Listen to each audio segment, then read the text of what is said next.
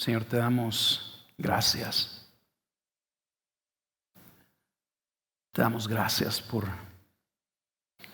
tu obra cuidadosa, persistente, potente, prevaleciente en nuestras vidas.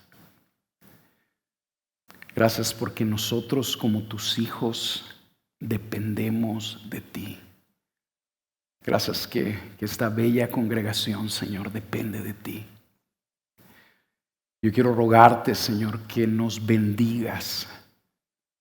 Te quiero rogar una vez más que me llenes de tu espíritu y que me utilices para bendecir a aquellos que tú amas.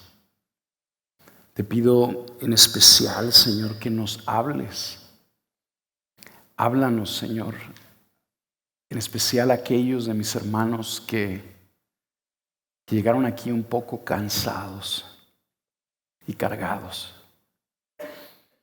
Que su lucha contra su carne, Señor, está abrumándolos de una manera fuera de lo normal. Te quiero pedir que tú utilices lo que vamos a ver el día de hoy para bendecirlos, instruirlos. Como oraba el pastor Carlos ahorita, Señor, te pedimos que nos enseñes tú a andar en espíritu. Que podamos aprender como iglesia a depender de tus recursos y tu poder para caminar en tu perfecta voluntad para nuestras vidas y darte gloria. Por Jesús te lo pedimos. Amén. Bien, quiero empezar con esta ilustración. Hace años visité el Gran Cañón de Colorado. Para aquellos de ustedes que lo conocen o que lo han visto en fotos, se pueden conmigo en que es un paisaje intimidante y hermoso. Es una gran excavación de tierra entre unas cordilleras ahí en Colorado que tiene más o menos como 1,600 metros de profundidad. Tiene una longitud como de 446 kilómetros y una anchura de punto a punto que va entre los 6 kilómetros hasta los 30 kilómetros. Cruzar el Gran Cañón a pie, llegar de un punto al otro, sin los recursos suficientes, es una hazaña tremendamente difícil, sino que es una hazaña imposible y definitivamente para una persona común y corriente como nosotros puede ser mortal. Recuerdo que cuando fui con mi esposa a visitar el Cañón del Colorado, había unas fotografías de era una señorita como de unos 23 años, era corredora de Boston, estaba ahí las fotos de ella, su imagen, porque ella había decidido hacer un paseo por el Cañón del Colorado sin los recursos suficientes. No quería cruzarlo, simple y sencillamente quería caminar por él y terminó muriendo. Ahora, quiero que pienses conmigo, quiero que te imagines que esa gran excavación estuviera cubierta completamente de agua. Que estuviera cubierta totalmente de agua. Esa gran excavación, si estuviera inundada de agua, cualquier persona común y corriente, cualquiera de nosotros, con un bote, con una vela y con el viento a favor y unos remos a lo mejor, pudiera cruzarlo. Los 6 kilómetros que hay de un punto al otro, de lado a lado, creo yo que es razonable que concluyamos que cualquiera de nosotros en una situación de necesidad, con esos recursos pudiera atravesarlo. Lo que por un lado pudiera ser una hazaña imposible, con los recursos del cielo no solamente es posible, sino que a lo mejor hasta pudiera ser fácil. Con el viento a favor, una persona hasta cruza el Gran Cañón de una manera fácil y pudiéramos decir que hasta divertida. Déjame decirte esto. Seguir a Jesús en este mundo con nuestras propias fuerzas, con nuestros propios recursos, es tremendamente difícil, si no es que pudiéramos decir que es mortal. Pero si nosotros seguimos a Cristo con los recursos del cielo, aprendiendo a caminar por medio de su Espíritu, seguir a Jesús en medio de este mundo de pecado y de tinieblas, no solamente es fácil, sino que es una aventura. Una aventura que podemos atravesar con gozo. Muchos cristianos, muchos de ustedes, al igual que yo, en ocasiones estamos tratando de seguir a Jesús con nuestras propias fuerzas. Es como si estuviéramos tratando de obedecerlo, como cruzando el Gran Cañón a pie. Y el Señor nos está enseñando ya por varias semanas que Él tiene una manera distinta en la que tú y yo, quiere enseñarnos que tú y yo podemos seguirlo a Él de una manera distinta, con los recursos del cielo, aprendiendo a depender de los recursos de su Espíritu, que ya están disponibles para nosotros por Jesús. Quiero leerte una vez más el versículo 16 de Gálatas 5 para que captes conmigo una vez más la tremenda verdad que se nos está enseñando aquí. Fíjate lo que dice Gálatas 5:16. Digo pues, anden por el Espíritu y no cumplirán el deseo de la carne. Fíjate lo que el Espíritu Santo nos está diciendo aquí. Anden por el Espíritu y no cumplirán el deseo de la carne. Esta verdad está tan sencilla que como que ofende, ¿no? Si tú y yo aprendemos a andar en el Espíritu, no vamos a obedecer, no vamos a seguir, no vamos a ceder ante los deseos egoístas y pecaminosos de nuestra carne. Eso es lo que nos está diciendo el pasaje. Anden por el Espíritu y no van a cumplir los deseos de la carne. Esto definitivamente nos lanza una pregunta bien importante. ¿Cómo andamos en espíritu? ¿Cómo le hacemos para andar en espíritu? Esa es la pregunta que hemos tratado de contestar ya por varias semanas. Y lo que vamos a hacer el día de hoy simplemente es que vamos a repasar los mensajes que hemos estado escuchando con el objetivo de que tú y yo nos quedemos con una idea cada vez más clara de lo que significa andar por el Espíritu.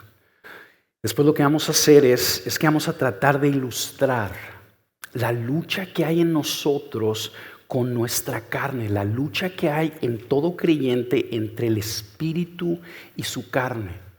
Esto con el objetivo de que tú y yo podamos ver una ruta lo más claramente que se pueda de cómo le podemos hacer tú y yo para andar en espíritu. De manera que no cedamos ante las pasiones de nuestra carne y de esa manera podamos hacer la voluntad de Dios. Que eso es lo que queremos, ¿no? Eso es lo que tú quieres, hacer la voluntad de Dios. Bueno, este pasaje nos dice cómo. Así que vamos a ver 2 puntos solamente. El título es Andemos diligentemente en espíritu. Andemos diligentemente en espíritu. Y lo que vamos a simple y sencillamente ver es que si tú y yo nos aplicamos diligentemente a andar en espíritu, a seguir la guianza del Espíritu, a responderle al Espíritu, si esa es la meta y el afán de nuestra vida, no cederemos ante las pasiones egoístas de nuestra naturaleza pecaminosa. Así que vamos a empezar. Punto número 1. ¿En qué consiste andar por el Espíritu? ¿Qué significa? Y para contestar esa pregunta, lo que voy a hacer es que me voy a conectar con un mensaje que nos trajo el pastor Carlos hace ya varias semanas. El título del mensaje es Viviendo por fe en lo esencial. Yo quiero animarte a que a lo mejor lo leas, lo escuches más bien durante la semana para que eso complemente lo que estamos viendo ahorita. Podemos decir esto: ¿qué es andar por el Espíritu? Andar en espíritu, primero que nada o principalmente, es vivir por fe en Cristo. Andar en espíritu o andar por el Espíritu es principalmente vivir confiando en Cristo.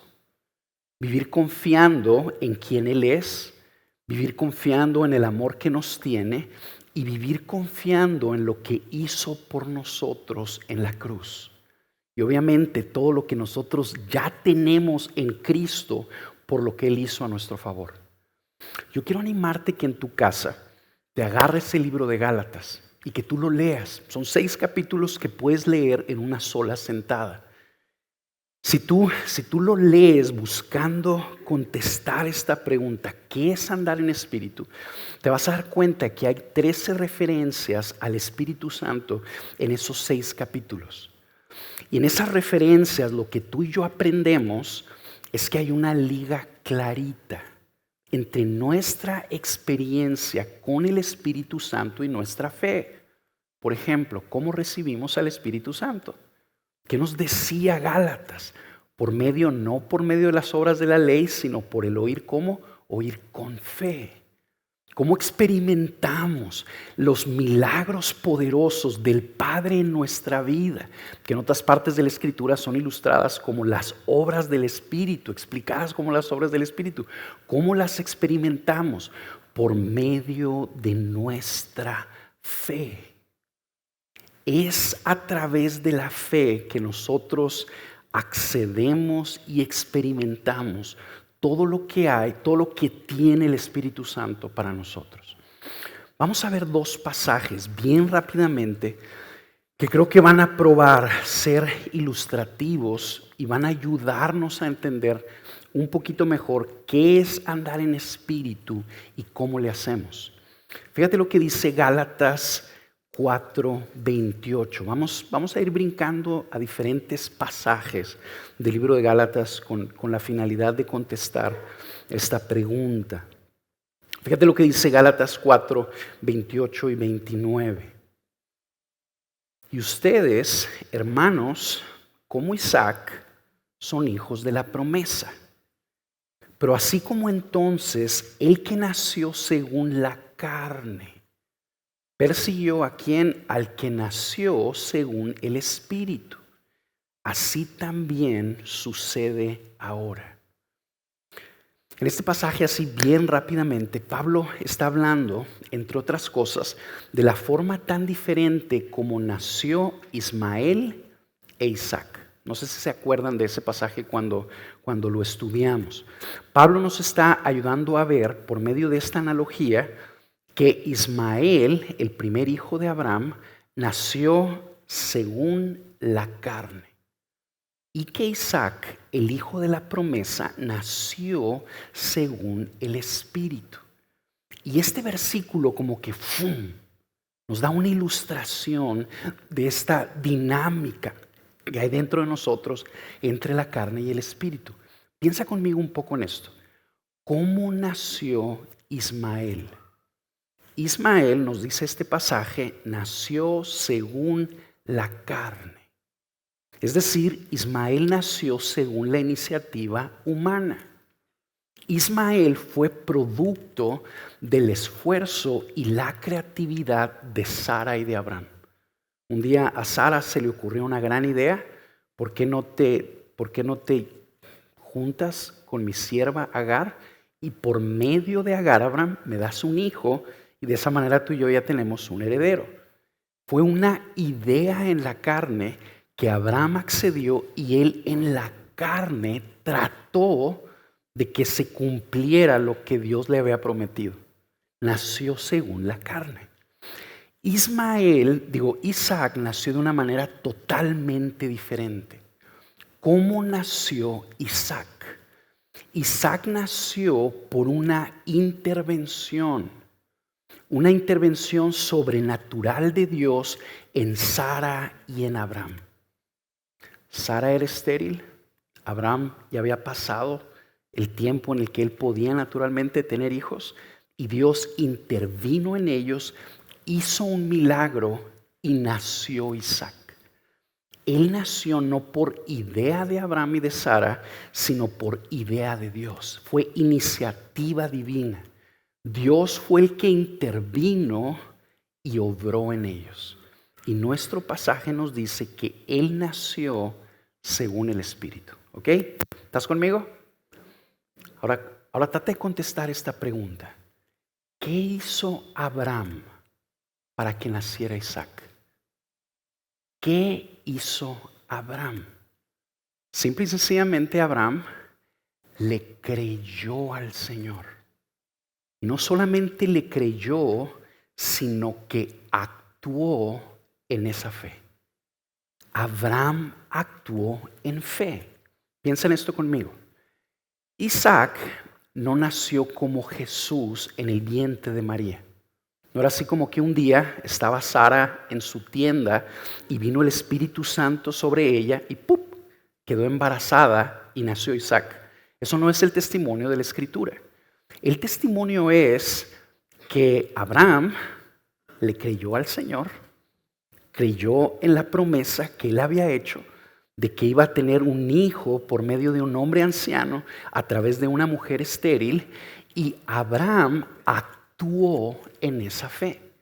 Yo imagino que un día llegó Abraham con su esposa Sara y le llevó flores, unos chocolates, y tuvo intimidad sexual con ella. Y por medio de esa intimidad nació Isaac. Abraham actuó en fe. Él caminó en esa confianza. O como diría John Piper, él actuó el milagro. Él confiando en lo que Dios le había prometido, actuó y respondió. Abraham y Sara fueron objetos de la intervención del Espíritu Santo, y una vez que fueron objetos, actuaron en esa fe. Y por medio de esa acción en fe es que sucedió el milagro. ¿Sí? ¿Lo viste? Caminar según el Espíritu o andar en Espíritu es actuar en fe, en respuesta a lo que el Señor nos ha prometido. Quiero leerte un pasaje en el libro de Romanos donde se ve esto de una manera así como muy interesante. Romanos 6:11. Fíjate lo que está enseñando Pablo de cómo le hacemos nosotros para prevalecer contra las obras de nuestra carne. Dice Romanos 6:11. Así también ustedes considérense muertos para el pecado, pero vivos para Dios en Cristo Jesús. Fíjate la forma tan sencilla como lo está poniendo el apóstol. ¿Cómo le hacemos nosotros para no ceder ante las obras de la carne? Es bien sencillo. Considérate muerto al pecado y vivo para Dios. ¿Te das cuenta?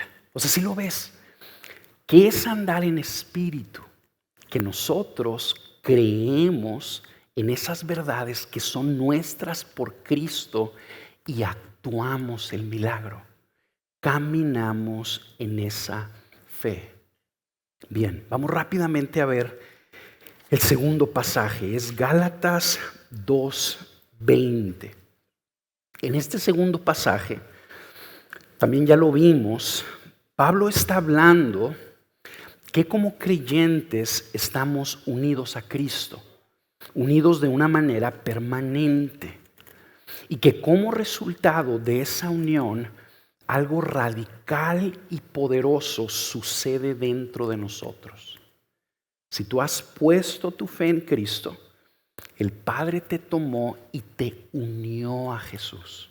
Y en el momento en que eso sucedió, algo radical y masivo sucedió dentro de ti. Fuiste radicalmente transformado.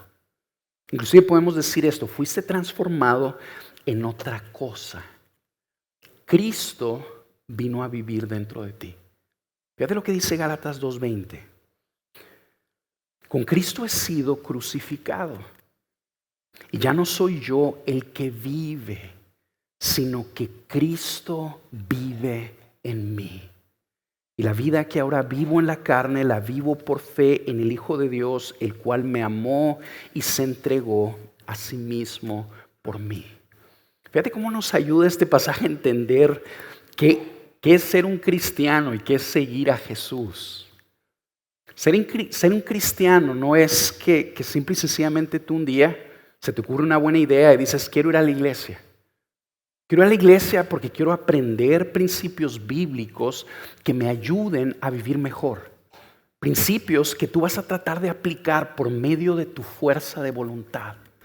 Y simple y sencillamente rodearte con gente que es diferente, que tiene buena vibra, que tienen a lo mejor mejores hábitos, porque quieres tener una mejor familia y tratas de obedecer a Dios con la esperanza de que un día te acepte en el cielo. Eso no es ser cristiano.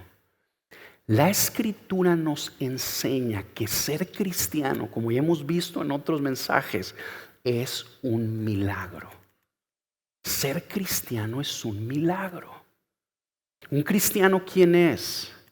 Es una persona que Dios escoge para sí mismo. Es una persona que Dios decide libremente amar. Es una persona en quien Dios empieza a obrar y atrae a sí mismo. Si tú estás aquí y estás en Cristo, ¿por qué estás aquí? Porque Dios te atrajo a sí mismo. Y no solo nos atrae a sí mismo, sino que nos da fe salvadora. Y por medio de esa fe nos concede el arrepentimiento. Y luego lo que hace es que perdona todos nuestros pecados y nos lava de todos nuestros pecados. Y luego hace una obra radical y transformadora en nuestro interior. ¿Cómo?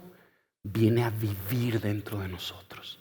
Cristo viene a vivir dentro de nosotros en la persona del Espíritu Santo. ¿Qué es un cristiano? Es una persona que tiene a Cristo viviendo dentro de él, con todo su poder y su gloria, viviendo dentro de él en la persona del Espíritu Santo. De manera que el cristiano tiene la vida indestructible de Jesús viviendo en él. Y no solo la vida indestructible de Jesús viviendo en él, sino tiene el poder invencible de Cristo en él. Eso es ser cristiano. Alguien que tiene a Cristo. Y todos esos recursos, toda esa vida, todo ese poder están disponibles para él. Ser cristiano, los cristianos viven obedeciendo a Jesús. Viven siguiendo los mandamientos de Jesús. Hay una transformación en ellos que los lleva a vivir diferente. Rompen de una manera decisiva con el pecado. Pero la forma en la que ellos obedecen a Cristo no es por su fuerza de voluntad. Es por el poder de Cristo en ellos. Es Jesús quien está en ellos, que los fortalece y los empodera para que puedan seguir su voluntad. Ahora, si Cristo vive en ti, ¿cómo le hacemos para que la vida indestructible que hay en él y este poder invencible se manifieste en nuestras vidas? ¿Cómo le hacemos? A través de la fe. Es por medio de la fe. Quiero que veas en ese pasaje que leímos cómo Pablo, una vez que explica que Cristo vive en él, que ya no vive él, sino que Cristo vive en él, nos describe la forma en que él se conduce en este mundo y cómo se relaciona con su carne. Dice Gálatas 2:20, la vida que ahora vivo en la carne, ¿la vivo cómo? Por fe en el Hijo de Dios, el cual me amó y se entregó a sí mismo por mí. ¿Cómo vivimos en el Espíritu? ¿Cómo andamos en Espíritu? Es bien sencillo. Simple y sencillamente creyendo en quién Jesús es, en el amor que nos tiene y en lo que hizo por nosotros. Conforme nosotros caminamos en fe, a través de esa fe se manifiesta la vida indestructible y el poder invencible de Cristo que ya está dentro de nosotros. Mira, yo por muchos años caí en una trampa. Yo estaba tratando de seguir a Jesús y vivir en obediencia, pensando que yo necesitaba algo externo que viniera a mi vida. Yo era como un cristiano incompleto, que necesitaba una experiencia sobrenatural para que hiciera una obra en mí de manera que yo pudiera vivir diferente. Y estos pasajes me están a mí ayudando, me están abriendo otro panorama. Yo no soy un cristiano incompleto y tú tampoco. Si tú has puesto tu fe en Cristo, tú eres un cristiano completo. No solamente has sido totalmente perdonado, no solamente has recibido la vida eterna de una manera completa, no solamente tienes la garantía del reino de los cielos, sino que todo Cristo está en ti. Y por lo tanto, lo que nosotros necesitamos para avanzar en la vida cristiana no es esperar que venga un poder a salvarnos. Más bien es creyendo que ese poder ya está en nosotros. ¿No nos dice el apóstol Pedro que todo lo que concierne conforme a la vida y a la piedad nos ha sido dado? Ese es el mensaje del Nuevo Testamento. Que el cristiano ya tiene en sí mismo todos los recursos que necesita para seguir a Jesús en este mundo. Y si tú y yo tan solo lo creemos y nos apoyamos en el Espíritu, experimentamos su poder. Y de esa manera andamos en Espíritu. Y cuando andamos en Espíritu, no cumplimos las obras de la carne. Mira, fíjate cómo eso nos ayuda a llegar a esta conclusión. Andar en Espíritu es vivir apoyados en el poder del Espíritu Santo que ya está dentro de nosotros. Eso es andar en Espíritu. Estamos platicando en la junta pastoral el martes que andar en Espíritu es como caminar por encima del agua. Así como Pedro caminó en Mateo 14. No sé si te acuerdas de esa historia. Jesús se acercó a ellos, él estaba caminando por encima del agua. Pedro era bien valiente y también a lo mejor imprudente y siempre se metía en problemas. Y le dijo a Jesús, bueno, si ese eres tú, dime que yo vaya también, ¿verdad? Y agarra a Pedro y le dice, ven. ¿Sabes qué pasó? Pedro le creyó. Él creyó que era su maestro. Y él creyó que si Jesús lo llamaba a ir a él, él podía hacerlo. ¿Qué es lo que hizo Pedro? Él se bajó de la barca. Él empezó a caminar por encima del agua. Él empezó a avanzar por encima del agua. Algo así es andar en espíritu. Tú y yo estamos caminando en este mundo que es gobernado por el príncipe de la potestad del aire, con un cuerpo que tiene una inclinación que nos quiere llevar a rebelarnos contra Dios, en medio de un mundo con una corriente más fuerte que nosotros, que nos está invitando a vivir para nosotros mismos. Tú y yo podemos caminar en este mundo bajo esas condiciones, honrando a Jesús, glorificando al Hijo de Dios y haciendo su voluntad. ¿Cómo? Por medio del Espíritu que ya está dentro de nosotros. Bien rápido. Aquellos de ustedes que ya leyeron Mateo 14, ¿qué le pasó a Pedro cuando se hundió? ¿Qué pasó? Empezó a clamar, le pidió ayuda a Jesús, luego Jesús lo agarró y ¿qué le dijo? ¿Por qué dudaste? ¿Por qué dudaste, hombre de poca fe? Siempre que como creyentes nosotros tropezamos, caemos en pecado, que empezamos a actuar no en el espíritu, sino en la carne. Siempre que tú y yo nos hundimos en nuestros afanes, en nuestros temores, en nuestras ambiciones, en nuestras impurezas, nuestras lujurias, nuestras amarguras, ¿sabes por qué es? Por falta de fe. Simple y sencillamente. Ponte a analizar el caso que me pongas cuando caes. Es por falta de fe. Porque es a través de nuestra fe que nosotros caminamos, apropiamos y experimentamos todo lo que ya es nuestro por Jesús. El Jesús que mora dentro de nosotros ya, en la persona del Espíritu Santo. ¿Sí? Bueno, eso es lo primero. ¿Qué es andar en el Espíritu? Es vivir por fe, confiando en Cristo y en sus promesas. ¿Qué es lo que vimos después?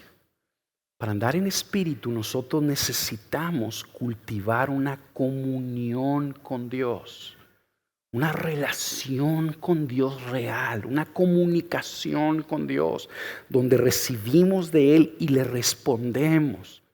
¿Por qué nosotros necesitamos una comunión con Dios para andar en espíritu? Porque alimenta nuestra fe. ¿Qué vimos después? Necesitamos renovar nuestra mente. Andamos en espíritu renovando nuestra mente. ¿Por qué? Y renovamos nuestra mente por medio de la palabra. ¿Por qué? Porque a través de la palabra nosotros nos encontramos con Dios y vemos qué es aquello que nosotros tenemos que creer. Empezamos a ver su voluntad de manera que la identificamos y así podemos actuar en fe. Y luego después vimos que andamos en espíritu mortificando nuestra carne. Ahí es empezar a actuar en fe. ¿Ok?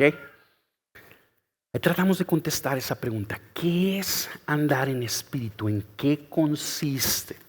Y lo que vamos a hacer ahora en nuestro segundo punto es que vamos a tratar, como les dije al principio, ilustrar la dinámica de lucha que como nosotros como creyentes tenemos entre la carne y el espíritu para tratar de plasmar lo más claramente posible una ruta práctica. Vamos ahora a Gálatas 5:16. Gálatas 5:16. Fíjate lo que dice. Digo pues, anden por el espíritu y no cumplirán el deseo de la carne. Porque el deseo de la carne es contra el espíritu y el del espíritu es contra la carne. Pues estos se oponen el uno al otro de manera que ustedes no pueden hacer lo que desean.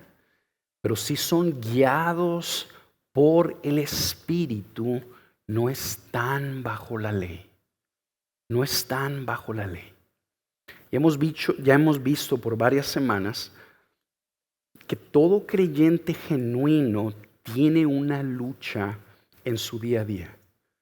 tiene una lucha entre su carne o su naturaleza pecaminosa y la obra del Espíritu en su vida. Su carne, su yo interno, lo intenta persuadir para que actúe de cierta manera, para que nosotros caminemos en cierta dirección. Y el Espíritu Santo está obrando en nosotros y nos está moviendo a que caminemos en una dirección diferente, en una dirección completamente opuesta a nuestra carne. La carne nos está invitando a que nos movamos en una dirección y el Espíritu Santo está obrando en nosotros, invitándonos, o utilizando el lenguaje del texto, guiándonos a que caminemos en una dirección diferente. Ahora piensa esto conmigo. ¿Hacia dónde nos mueve la carne? ¿Qué es lo que nuestra naturaleza pecaminosa busca? Nuestra carne, nuestra naturaleza pecaminosa se manifiesta en nosotros a través de deseos egoístas. Nuestra carne, nuestro yo interno, ¿qué es lo que está buscando? Lo suyo. Hacia allá es hacia donde la carne nos mueve, nos invita a vivir para nosotros mismos. La carne busca su propia voluntad. ¿Qué es lo que busca la carne? Ganar. Busca sacar ventaja, busca sacar un beneficio de los demás. ¿Qué es lo que busca la carne? Busca aquello que lo satisface, aquello que la hace sentir bien. La carne nos invita a que tú y yo vivamos para el avance de nuestros planes. La carne nos invita a que busquemos lograr algo que resulte en nuestro beneficio personal. Y pudiéramos decirlo así, en el fondo nuestra carne lo que busca es su propio honor y su propia gloria. Se manifiesta a través de esos deseos egoístas. Ahora, ¿hacia dónde nos mueve el Espíritu?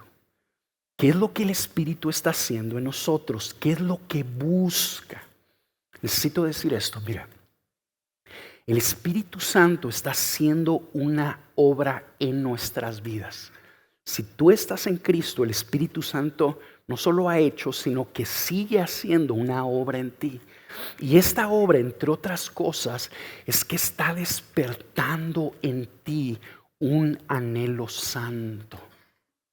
Está despertando en ti un deseo santo que te lleva a buscar la gloria de Dios, que te lleva a buscar la voluntad de Dios. Quiero que lo veas conmigo ahí en el versículo 17. Porque el deseo de la carne. ¿Cómo se manifiesta la carne en nosotros? Por medio de deseos egoístas. Porque el deseo de la carne es contra el Espíritu. Y el del Espíritu es contra la carne. Está implicando que el Espíritu Santo está produciendo en nosotros deseos diferentes. Quiero leerte una cita de un teólogo que se llamaba J.I. Packer, que hizo él un comentario de este texto. Fíjate lo que él dice. Pablo nos enseña en Gálatas acerca de la realidad de un conflicto en la vida cristiana. Tú debes darte cuenta, él dice que hay dos clases de deseos en la constitución de todo cristiano. Y la oposición entre ellos aparece en el nivel de su motivación. La oposición entre ellos. En el cristiano hay diferentes deseos. Hay deseos que está produciendo la carne y deseos que está alimentando el Espíritu. La oposición entre ellos aparece en el nivel de su motivación. Hay deseos que expresan el egoísmo natural, el egoísmo anti Dios de la naturaleza humana caída. Y hay también deseos que expresan la motivación sobrenatural, que busca honrar a Dios, que ama a Dios, que le fue implantada al creyente en el nuevo nacimiento. El Espíritu Santo está haciendo una obra en ti. Está despertando en ti un anhelo de honrar a Jesús, de glorificarlo y de obedecerlo. ¿Cómo andamos en espíritu? Simple y sencillamente siguiendo esos deseos. Cuando tú sigues esos deseos que el Espíritu Santo produce en ti, estás andando en espíritu. El Espíritu Santo, hermanos, yo quiero recordarles, nos está transformando. A mí hay pocas cosas que producen tanta esperanza en mí como esta verdad. El Espíritu Santo nos está transformando. Tú y yo no estamos a expensas de lo que tú y yo podamos lograr por Cristo. La iglesia en el mundo no depende de un grupo de hombres que están tratando de pastorearla. ¿Sabes de quién tú y yo dependemos? Del Espíritu Santo que está dentro de nosotros, que ha tomado la decisión de salvarnos y llevarnos a la gloria. De Él es de quien tú y yo dependemos. Y Él está haciendo una obra persistente y no va a dejar de hacerla. Y a través de esa obra, Él está formando la imagen de Jesús en nosotros. Piensen esto conmigo, si la carne nos está llevando en una dirección donde nos está invitando a vivir para nosotros mismos, el Espíritu Santo que nos está transformando nos está guiando en una dirección. ¿Cuál es? Ser como Jesús. Ser como Jesús. El Espíritu Santo está replicando en nosotros la imagen de aquel que no vino a ser servido, sino vino a servir y a dar su vida en rescate por muchos. Piénsalo así. La carne nos mueve hacia adentro, a pensar en nosotros. Nos mueve por medio de nuestro egoísmo, a que busquemos lo nuestro, que busquemos nuestra voluntad, el triunfo de nuestros planes, nuestro lugar, nuestro nombre, nuestra prosperidad, nuestro placer, hacia adentro. El Espíritu nos mueve hacia afuera, buscando bendecir a otros, no buscando nuestro beneficio, sino el beneficio de los demás. La carne nos invita a buscar lo nuestro. Yo gano y aseguro mi parte. El Espíritu nos mueve hacia afuera, hacia buscar la parte de otros, que otros ganen, que prosperen los planes de Dios y que otras personas reciban el bien. El Espíritu Santo nos mueve hacia afuera buscando que Cristo sea honrado por medio de nosotros. Hacia allá es hacia donde nos mueve el Espíritu. Una persona como ustedes pudiera preguntarse, ok, ya estoy más o menos entendiendo hacia dónde me mueve la carne, hacia que se haga mi voluntad. Eso es maldad. ¿Hacia dónde me mueve el Espíritu Santo? Hacia la voluntad de Dios. Eso es bondad. Tú puedes preguntarte, bueno, ¿cuál es la voluntad de Dios? ¿Cuál es la voluntad de Dios para mi vida? Está bien difícil descifrarla, ¿no es cierto? Está bien sencillo. ¿Sabes cuál es la voluntad de Dios para nosotros? Que amemos. Simple y sencillamente, que amemos. Porque cuando tú y yo amamos, somos como Él, porque Él es amor. Su voluntad es que nosotros amemos, que estemos buscando darle el bien a los demás. Y que Dios sea glorificado en el proceso. Esa es la voluntad de Dios. Fíjate lo que dice Gálatas 5:14. Porque toda la ley en una palabra se cumple. En el precepto, amarás a tu prójimo como a ti mismo.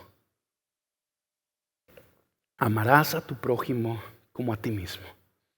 ¿Qué es andar en espíritu? Que tú confías en los recursos que ya tienes en Cristo y que tú te dedicas a amar. Que tú te dedicas a darle el bien a los demás. Y conforme tú estás dedicado a darle el bien a los demás, estás caminando en espíritu. Estás obedeciendo la voluntad de Dios y Cristo está siendo glorificado por medio de tu vida. ¿Sí? Vamos a ver ahora 2 ejemplos que creo que nos pueden ilustrar esto un poquito mejor. Piensa conmigo en un borracho. Piensa conmigo en un hombre adicto al alcohol.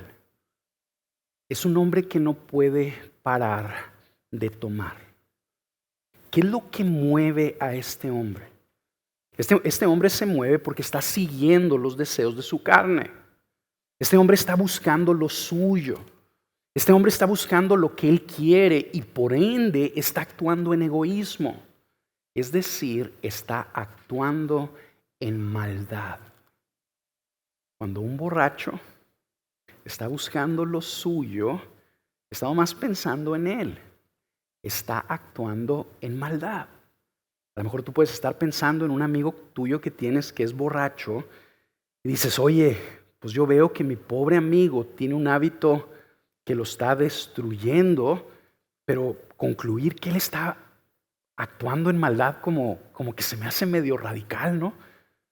Y luego lo conozco y tiene buenos sentimientos. Mira, piensa en esto conmigo. ¿En quién está pensando el borracho?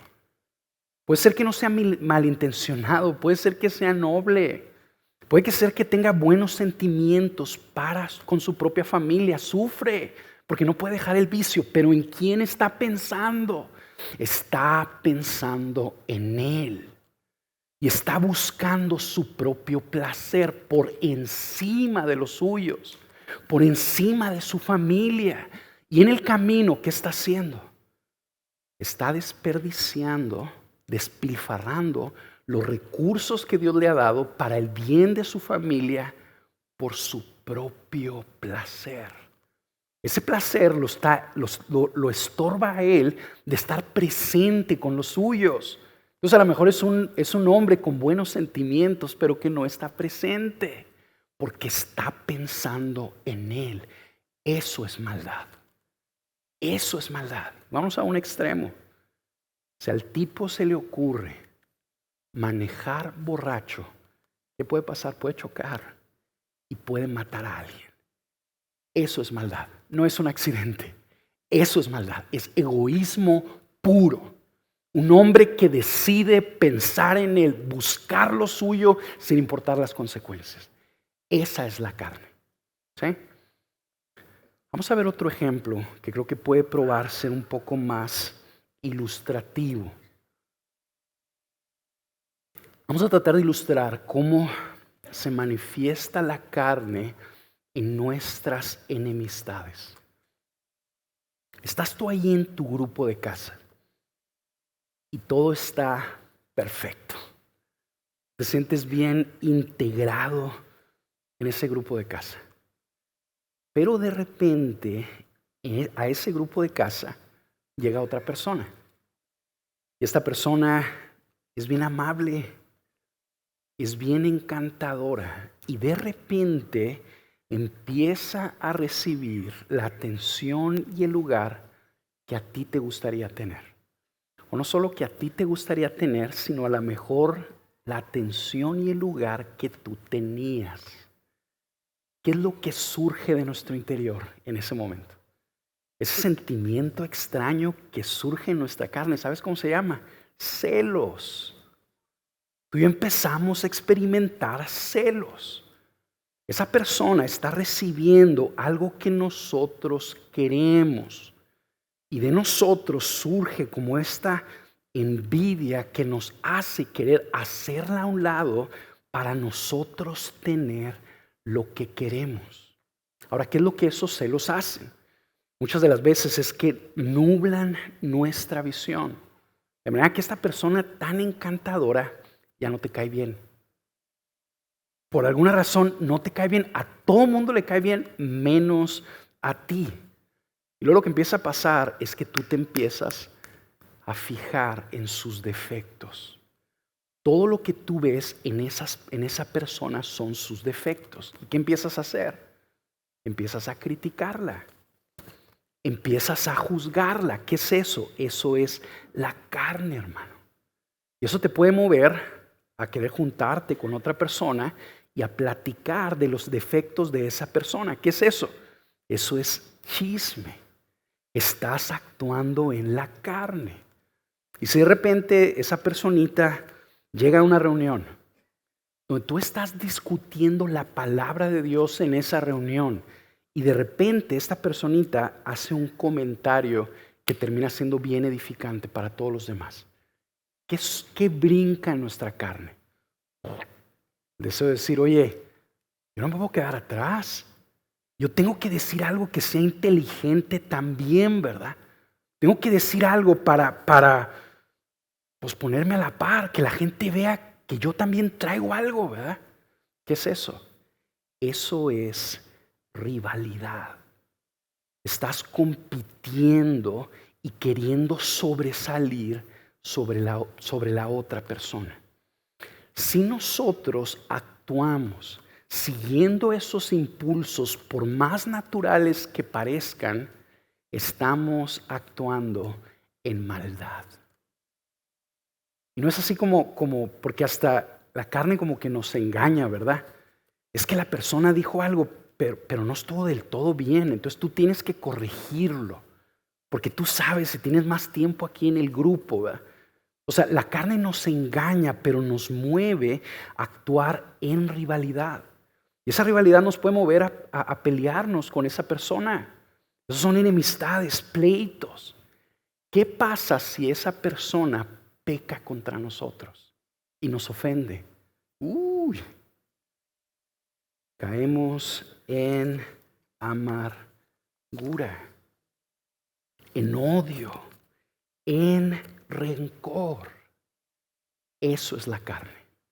Piensa en esto conmigo. Trata de transportarte a ese escenario donde estás tú ahí luchando contra tu carne. ¿El bien de quién estás buscando? ¿Estás buscando el bien de la otra persona o estás buscando tu propio beneficio? Por más natural que parezca, hermanos, que nosotros busquemos nuestro propio beneficio en esas circunstancias, eso es maldad. ¿Lo vieron? ¿Sí? Más o menos. Bien, vamos a ver esto ahora. Vamos a tratar de contestar la pregunta, ¿cómo andamos en espíritu en esa situación en particular? ¿Cómo andamos en espíritu? Tomando ese ejemplo, vamos a pensar en esto. Todo empieza con fe, ¿ok? Si andar en espíritu es principalmente caminar por fe, entonces tú empiezas a ver a Dios en medio de esa situación. Entonces tú empiezas a darte cuenta, Dios está en control. Y si Dios trajo a esta persona al grupo, no es por casualidad, sino que Él la trajo porque quiere cumplir un propósito específico en mi vida. Él está trabajando en mí por medio de esta situación. ¿Y qué es lo que está haciendo? Está formando a Cristo en mí. Ahora, estás tú ahí en medio. Si tú te das cuenta que en ti hay celos, envidias, rivalidad, amargura, ¿qué es lo que haces? Tú vas con el Señor. Tú vas con el Señor en arrepentimiento. Tomas un tiempo ahí en tu casa, te apartas y vas con el Señor y le confiesas esos deseos. Y le pides perdón por tus deseos pecaminosos, por tu envidia, por tu amargura. No solo le pides eso, sino le pides que te transforme y que produzca en ti amor.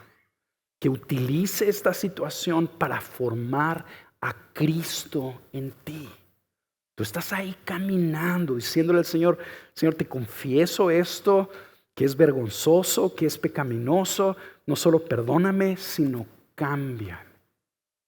No te quedas ahí, sino que tú continúas hablando de este tema con el Señor por medio de tu comunión con Dios.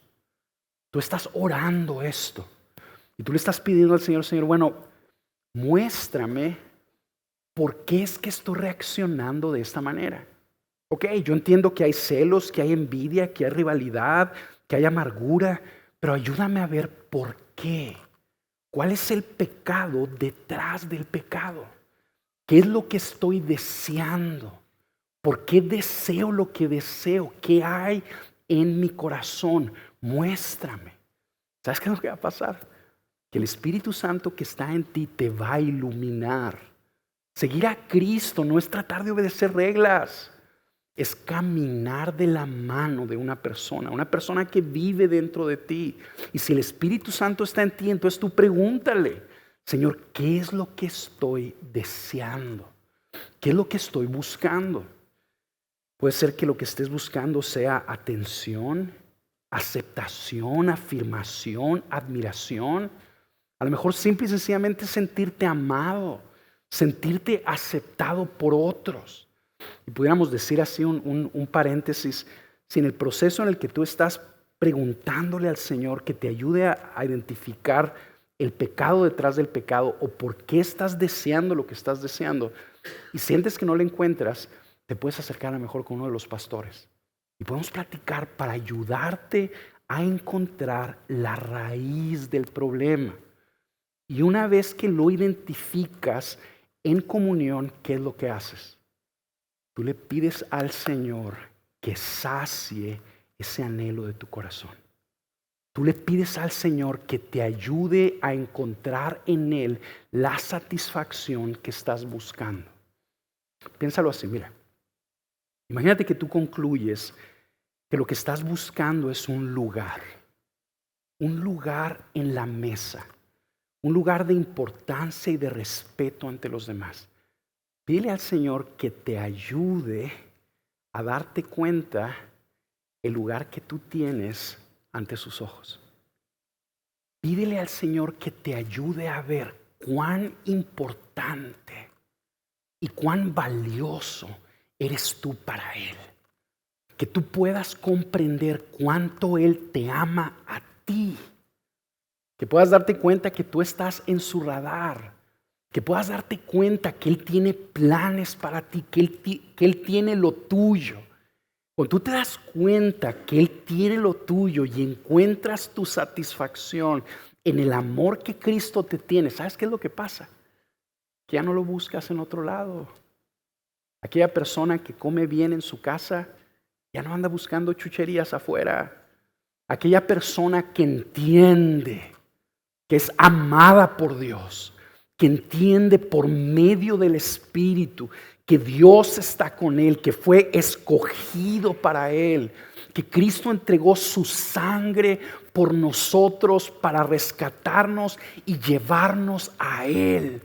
Aquella persona que se sabe amada por Dios, que entiende que su vida depende de Él, ya no busca afuera, ya no busca nada afuera. Y conforme el Señor te va revelando eso, tu corazón va encontrando gozo.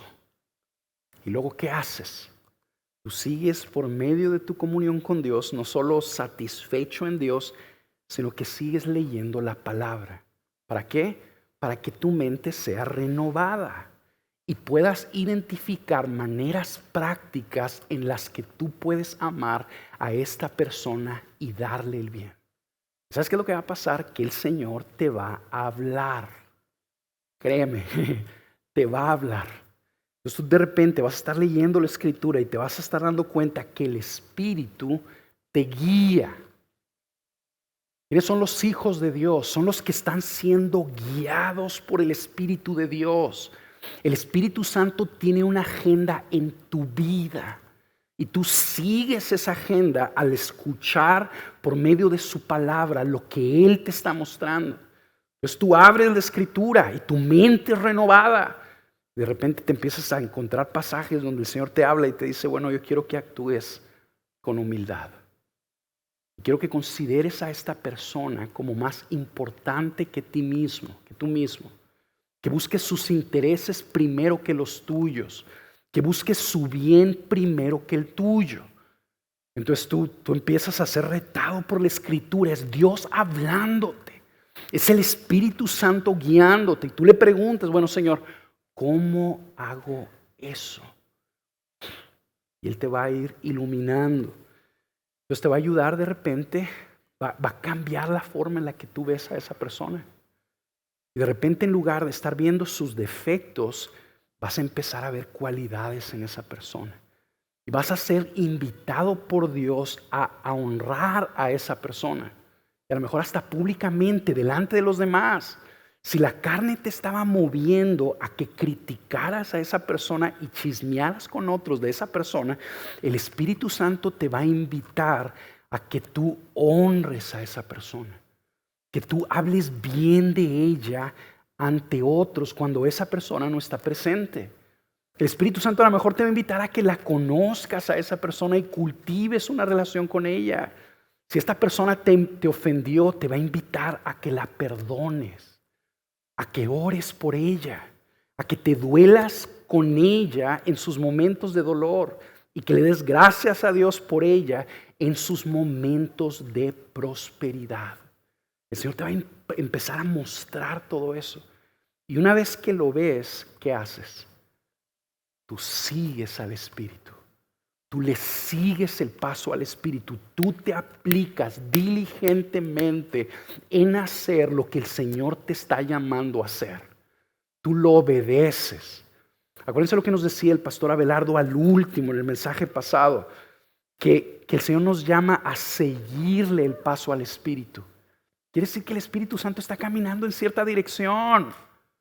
Si tú eres un cristiano estático, que no sabes qué es lo que Dios está haciendo en tu vida más que venir a la iglesia los domingos, quiero animarte a que consideres que no estás percibiendo lo que el Espíritu Santo está haciendo en tu vida.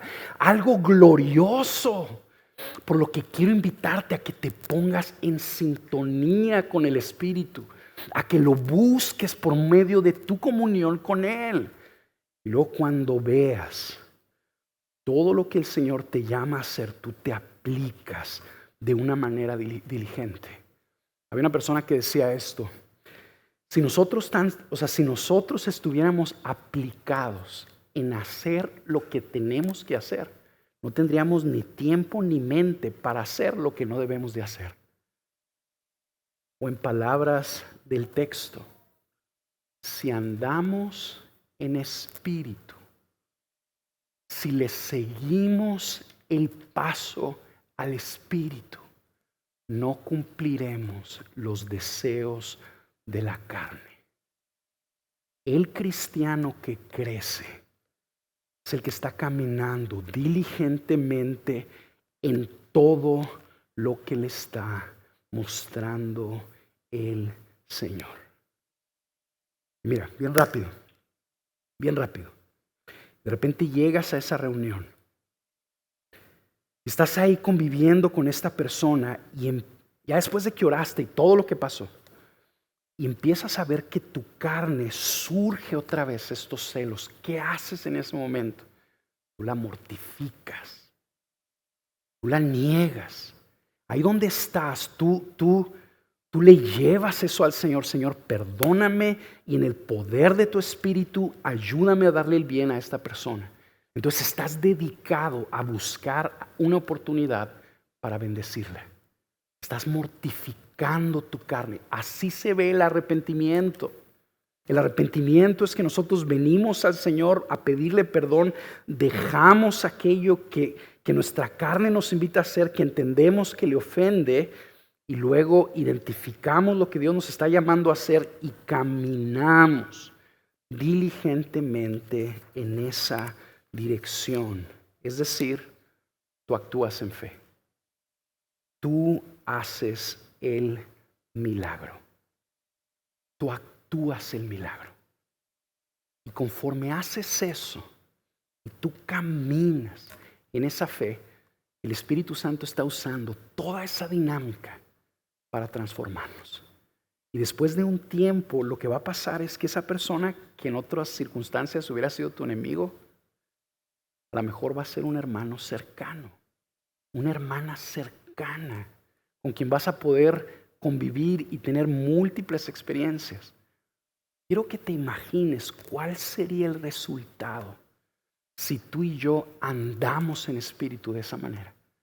¿Sabes cuál sería el resultado? El fruto del espíritu. Crecería en nosotros amor. Crecería en nosotros gozo. Una paz que sobrepasa en todo entendimiento. Seríamos las personas no solo más alegres, más felices de la tierra, sino más tranquilas. Crecería la mansedumbre, la benignidad. Cristo sería formado en nosotros. Y las personas que vinieran a visitarnos verían a Jesús en nosotros. Y no solo verían individuos así, reflejando a Jesús, sino que verían una comunidad de individuos reflejando el amor de Cristo entre ellos. ¿Sabes cuál sería la conclusión? Dios está ahí. Esta es una humanidad nueva. Este grupo de personas es diferente, es una nueva humanidad. Son personas de otro planeta, sí lo somos. Somos personas que tenemos a Cristo viviendo en nosotros. Amén. Vamos a orar.